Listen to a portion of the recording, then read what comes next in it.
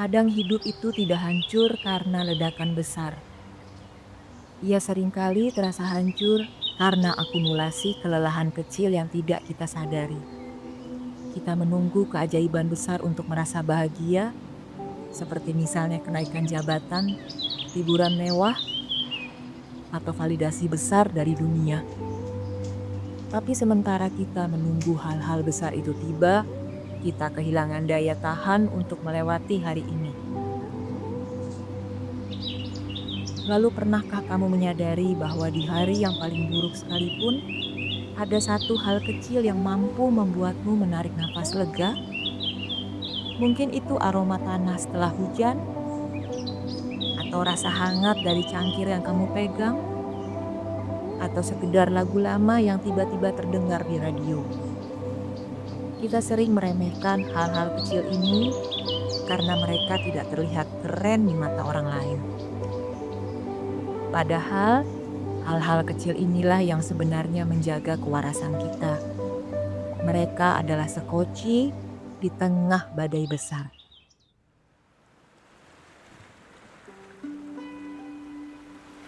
Halo semua, selamat datang di Jeda 1 Menit. Ruang kecil di mana kita bisa berhenti sejenak dari hiruk-pikuk hidup dan mendengar kembali suara diri kita sendiri. Sekarang, mari kita menepi sejenak ya.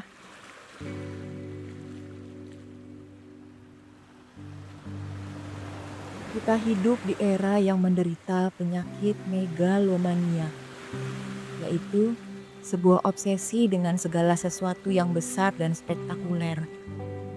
Kita diajarkan bahwa kesuksesan harus berukuran raksasa dan kebahagiaan harus bisa dipamerkan dengan megah.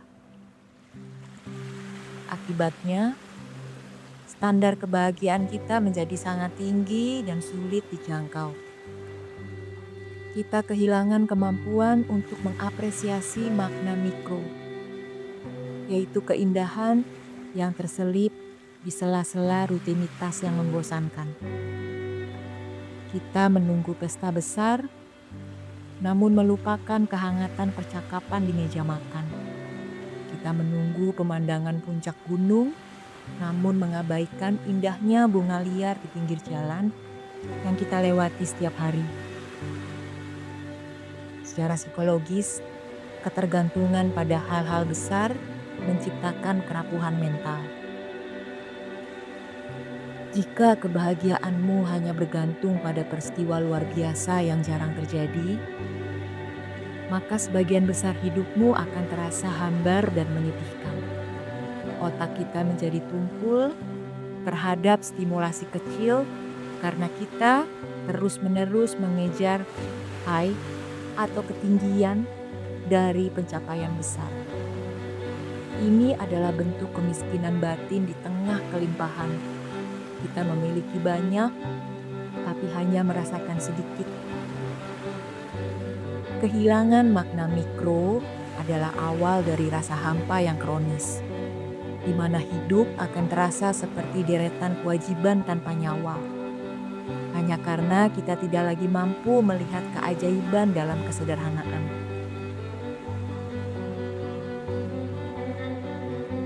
Observasi hidup yang tajam menunjukkan bahwa momen-momen yang paling menyelamatkan manusia justru seringkali terjadi dalam keheningan yang tidak terlihat. Saat seseorang berada di titik terendah, seringkali bukan nasihat motivasi besar yang membuatnya bangkit, melainkan tindakan kecil dari orang asing atau keindahan alam yang tidak terduga. Hal-hal kecil ini memiliki daya penyembuh karena mereka tidak menuntut apa-apa dari kita. Mereka ada di sana, tulus, dan hadir secara organik. Kegagalan kita menghargai hal kecil adalah kegagalan kita untuk benar-benar hadir dalam hidup kita sendiri.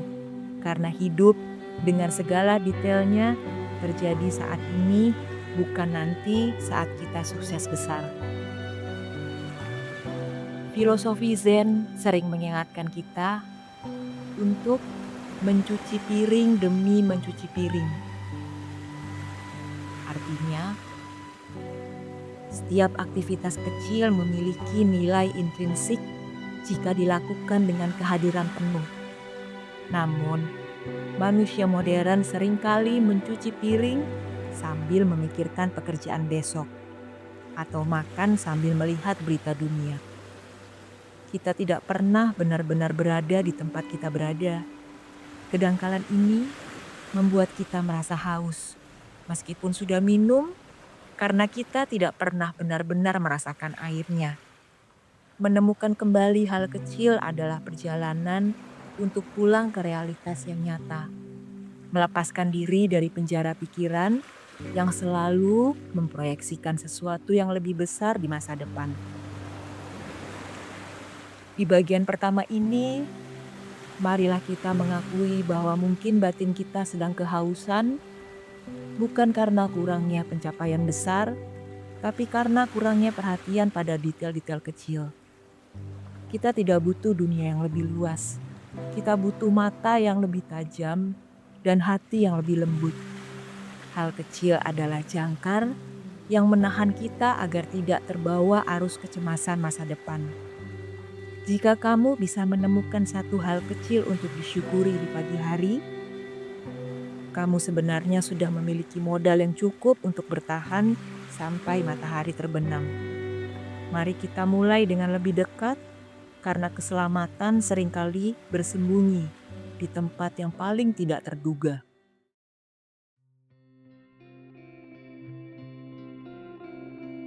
Di dalam dunia psikologi, ada sebuah konsep yang disebut sebagai glimmers, yaitu lawan dari triggers. Jika trigger adalah hal kecil yang memicu trauma atau kecemasan, maka glimmers adalah hal-hal kecil yang secara instan akan memberikan rasa aman, rasa tenang, dan rasa sukacita pada sistem saraf kita. Glimmers bisa berupa apa saja, seperti suara tawa anak kecil, tekstur selimut yang lembut, atau warna langit saat senja. Masalahnya, otak kita secara evolusioner lebih peka terhadap trigger karena itu menyangkut keselamatan. Oleh karena itu, mencari hal kecil yang menyelamatkan adalah sebuah latihan mental yang aktif. Kita harus dengan sengaja melatih mata kita untuk menangkap kilatan-kilatan cahaya di tengah kegelapan rutinitas. Menemukan glimmers bukan berarti kita menafikan kesulitan hidup yang nyata. Ini adalah strategi bertahan hidup yang cerdas. Saat hidup terasa sangat berat dan masalah tampak tidak ada ujungnya, mencoba menyelesaikan semuanya sekaligus akan membuat kita lumpuh. Namun, fokus pada satu hal kecil yang memberikan kenyamanan bisa memberikan jeda bagi sistem saraf kita untuk beristirahat sejenak. Jeda kecil inilah yang memberikan kita energi untuk melangkah satu langkah lagi. Hal-hal kecil ini bertindak sebagai bahan bakar cadangan. Mereka mungkin tidak cukup untuk membawamu sampai ke finish, tapi cukup untuk menjagamu agar tidak mati mesin di tengah jalan. Observasi terhadap ketahanan manusia menunjukkan bahwa mereka yang mampu bertahan di kondisi paling ekstrim sekalipun adalah mereka yang mampu menemukan keindahan dalam keterbatasan mereka. Mereka menemukan martabat dalam tindakan sederhana, seperti merapikan tempat tidur atau menikmati sepotong roti. Hal-hal kecil ini menjadi simbol kontrol atas hidup yang tampaknya sudah di luar kendali. Saat kita memfokuskan perhatian pada hal kecil yang bisa kita nikmati, kita sedang memberikan pesan pada diri sendiri bahwa meskipun dunia sedang kacau, ada satu bagian kecil dari hidupku yang masih indah dan bisa aku kendalikan. Ini adalah bentuk kedaulatan batin yang paling murni. Hal-hal kecil menyelamatkan kita dengan cara menginterupsi narasi kesedihan. Pikiran kita seringkali terjebak dalam lingkaran setan kekhawatiran.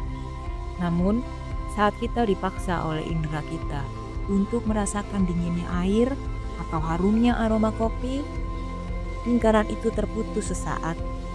Dalam momen interupsi itulah ada ruang bagi perspektif baru untuk masuk. Kita menyadari bahwa di samping kesedihan yang besar, hidup masih terus berdenyut dengan cara-cara yang lembut. Hal-hal kecil ini tidak menghapus masalah kita, tapi mereka membuat masalah itu terasa lebih bisa dihadapi dengan cara memberikan kita sedikit kehangatan batin. Bagian kedua ini mengajakmu untuk mulai mencatat sekoci pribadimu. Apa saja hal-hal kecil yang secara otomatis membuat bahumu sedikit rileks. Jangan remehkan hal itu hanya karena itu terlihat tidak signifikan. Jika sebuah lagu bisa membuatmu tidak menangis hari ini, maka lagu itu adalah penyelamatmu.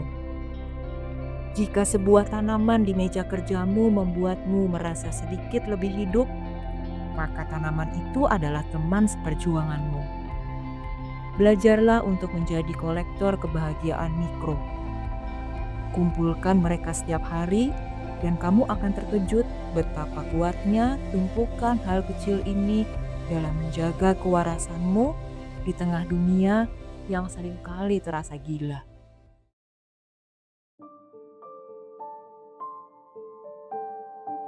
Melatih diri untuk melihat hal kecil adalah sebuah bentuk meditasi yang aktif atau yang bisa kita sebut sebagai ibadah batin.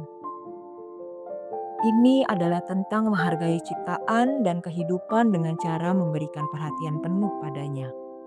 Saat kita mengamati detail sebuah bunga, gradasi warnanya, pola urat daunnya, atau caranya menunduk karena embun, saat itu kita jadi sedang melakukan koneksi dengan semesta secara mendalam. Dalam pengamatan detail itu, ego kita menjadi mengecil. Kita menyadari bahwa kita adalah bagian dari sesuatu yang jauh lebih besar dan lebih indah. Rasa cukup yang kita bahas sebelumnya seringkali ditemukan di sini dalam pengamatan yang tidak terburu-buru terhadap apa yang ada. Ketajaman observasi membuat hidup kita menjadi lebih kaya tanpa perlu menambah harta. Orang yang mampu melihat keindahan dalam retakan tembok atau bayangan pohon di jalanan adalah orang yang tidak pernah merasa bosan. Kebosanan sebenarnya adalah tanda bahwa perhatian kita sedang tumpul. Kita merasa sudah tahu segalanya sehingga tidak ada lagi yang menarik. Padahal tidak ada dua senja yang sama. Tidak ada dua helai daun yang identik. Setiap momen adalah unik dan tidak akan pernah terulang dengan cara yang persis sama. Menghargai detail adalah cara kita menghormati waktu yang terus berjalan, dengan cara tidak membiarkan satu detik pun berlalu tanpa kita sadari keajaibannya. Dalam hubungan antar manusia, hal kecil adalah bahasa cinta yang paling jujur. Kita sering menunggu pernyataan cinta yang besar atau hadiah yang mahal, namun cinta sejati seringkali tersimpan dalam detail, yaitu cara seseorang mengingat minuman favoritmu, atau cara mereka mendengarkan tanpa menyela, atau pesan singkat di tengah hari yang sibuk. Detail-detail kecil ini adalah perekat yang menjaga hubungan tetap utuh saat badai besar datang. Seringkali yang menyelamatkan sebuah hubungan bukan liburan ke luar negeri, melainkan konsistensi dalam melakukan hal-hal kecil dengan penuh perhatian. Observasi terhadap kebaikan kecil orang lain akan mengubah cara kita memandang dunia dari tempat yang penuh ancaman menjadi tempat yang penuh kasih. Fokus pada detail membantu kita mengelola kecemasan tentang masa depan. Kecemasan selalu bersifat global dan abstrak. Kita takut akan kegagalan atau ketidakpastian. Sebaliknya, detail selalu bersifat lokal dan konkret. Contohnya, tekanan kaki kita pada lantai, rasa udara di kulit, atau suara burung di kejauhan. Dengan menarik perhatian kembali ke hal-hal konkret, kita membumikan diri kita kembali. Kita keluar dari labirin pikiran dan kembali ke kenyataan fisik yang biasanya jauh lebih aman daripada yang kita bayangkan. Detail adalah obat penenang alami yang disediakan oleh alam semesta bagi mereka yang mau memperlambat langkahnya. Mari kita gunakan bagian ketiga ini untuk melatih indera kita. Cobalah untuk melihat 5 warna yang berbeda di ruanganmu sekarang. Dengarkan 3 suara yang paling samar. Dan rasakan tekstur dari benda yang paling dekat denganmu.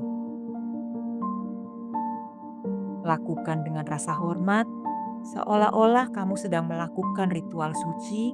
Dengan melakukan ini, kamu sedang menyatakan bahwa hidupmu berharga dengan segala detailnya.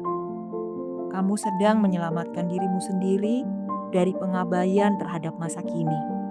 Hal kecil bukan hanya sekedar tambahan dalam hidup. Mereka adalah esensi dari hidup itu sendiri. Hidup yang indah adalah kumpulan dari momen-momen kecil yang sedang dijalani dengan penuh perhatian.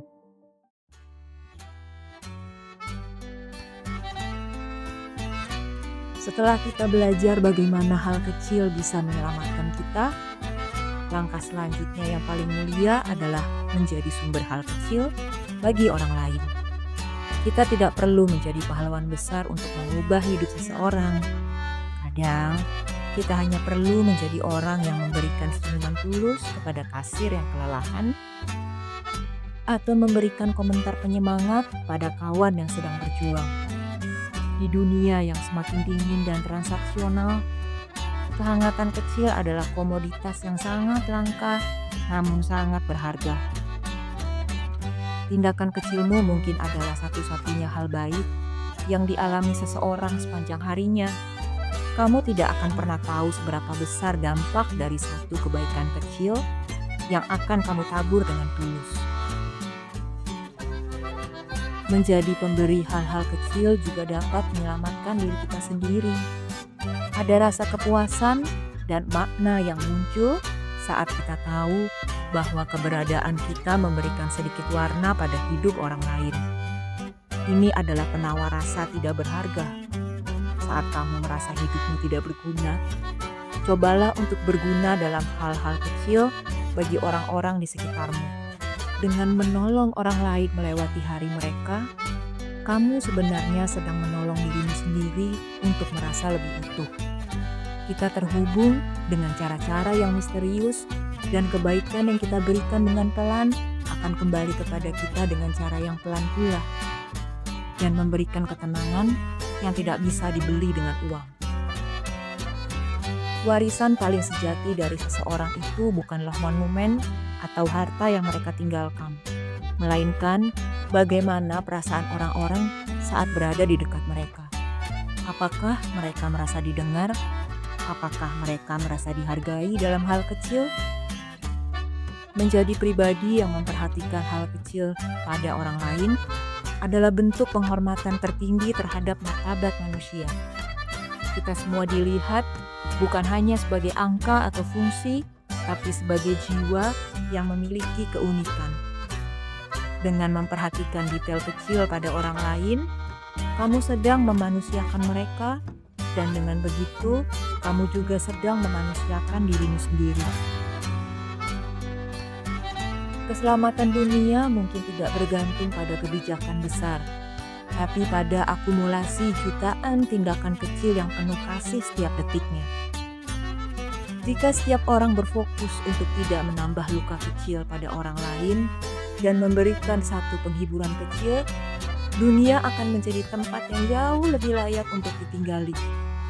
Jangan menunggu sampai kamu sukses atau kaya untuk mulai berbagi.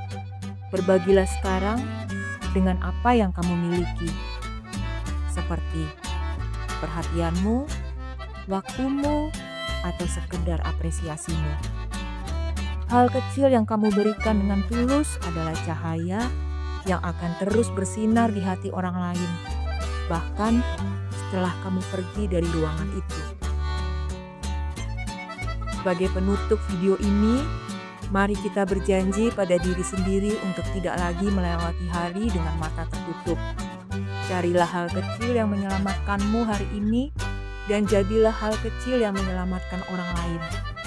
Hidup ini mungkin berat, jalannya mungkin terjal, tapi dengan sekoci-sekoci kecil ini, kita akan tetap terapung.